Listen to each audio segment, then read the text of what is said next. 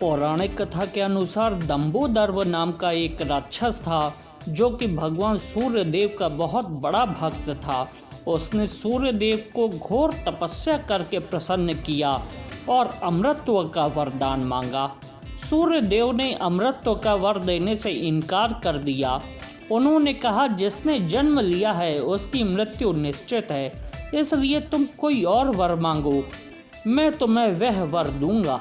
उसने भगवान सूर्य देव से एक सहस्त्र कवच देने को कहा और मेरा एक कवच वही तोड़ सके जिसने 10,000 वर्ष की तपस्या की हो। सूर्य देव वचनबद्ध थे तो उन्होंने उसे वरदान दे दिया। सहस्त्र कवच होने के कारण दंबोदर का नाम सहस्त्र कवच भी पड़ गया। उसके बाद सहस्त्र कवच अपने आप को अमर समझने लगा और उसने तीनों लोकों में उत्पात मचा दिया। फिर सभी देवगण अपनी समस्या लेकर श्री नारायण भगवान विष्णु के पास गए तो भगवान विष्णु ने देवताओं को आश्वासन दिया कि मैं शीघ्र ही इसका कोई उपचार करूंगा। फिर भगवान विष्णु आत्मचिंतन में लीन हो गए कि सहस्त्र कवच का वध कैसे किया जाए। फिर उन्होंने अपने दिव्य दृष्टि से देखा कि पृथ्वी लोक के हिमालय के केदार खंड में एक ऐसा स्थान है जहां एक दिन की तपस्या करने का फल 10,000 वर्ष के बराबर होता है। भगवान नारायण केदार खंड गए तो वहां उन्होंने देखा कि महादेव शिव और माता पार्वती वहां पहले से ही निवास करते हैं, तो उनसे यह जगह कैसे मांगे। फिर नारायण ने एक लीला रची। वह ऋषि गंगा के समीप जाकर एक शिला में उन्होंने एक नन्हे बालक का रूप ले लिया और जोर जोर से रोने लगे।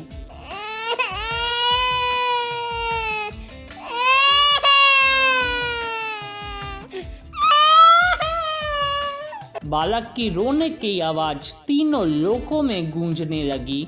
भगवान महादेव शिव नारायण की लीला को समझ चुके थे, लेकिन जगत माता पार्वती ममता के अधीन होकर यह न जान पाई कि यह नारायण की लीला है।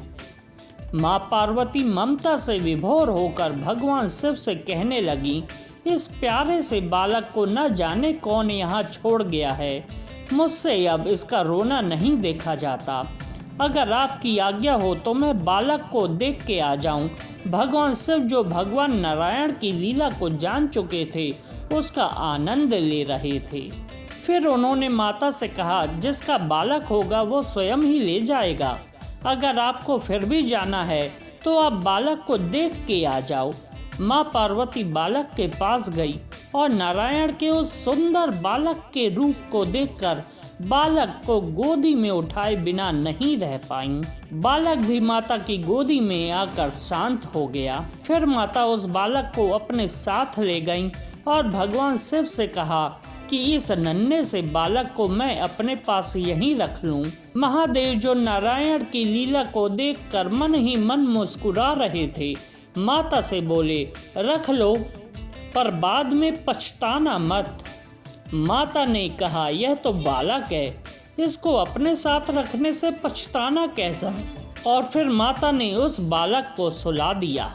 माता पार्वती और भगवान शिव स्नान ध्यान करने चले गए और जब वापस आए तो देखा जहां बालक थे वहां चतुर्भुजी श्री नारायण हैं। माता ने नारायण को देखा और कहा, आप यहाँ कैसे? आपके यहाँ आने का प्रयोजन और बालक कहाँ गया? भगवान नारायण मुस्कुराए और बोले, माँ, आपका वो बालक मैं ही हूँ। मैं जग कल्याण हेतु यहाँ ध्यान लगाने आया हूँ। यह स्थान बड़ा ही दिव्य है। मुझे जब पता चला कि यह स्थान में आप रहते हो तो मुझे यह लीला करनी पड़ी ताकि आप स्वयं ही यह स्थान मुझे दे दें, और आपने ही यह स्थान मुझे दिया है। माँ पार्वती और महादेव शिव ने यह स्थान फिर श्री नारायण को दे दिया और स्वयं केदारनाथ में चले गए। जिस स्थान से भगवान शिव और माता पार्वती गईं, उस स्थान को आदि केदारेश्वर के नाम से जाना जाता है। यहाँ आज भी भगवान विष्णु के बाल रूप के पद चिन्ह हैं। फिर नारायण ध्यान चिंतन में लीन हो गए।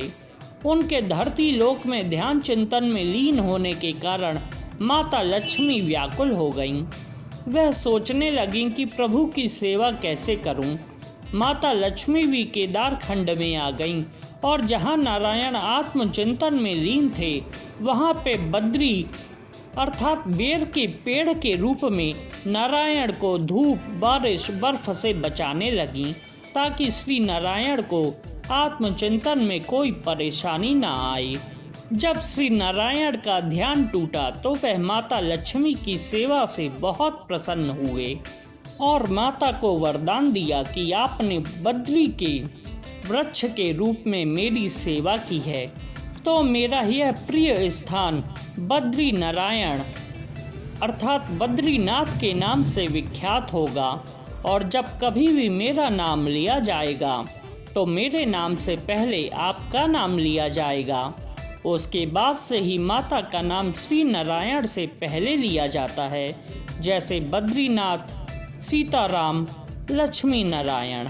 इसके बाद श्री नारायण ने सहस्त्र कवच नामक राक्षस का वध कर दिया। तो मित्रों, यह थी बद्रीनाथ धाम की कहानी।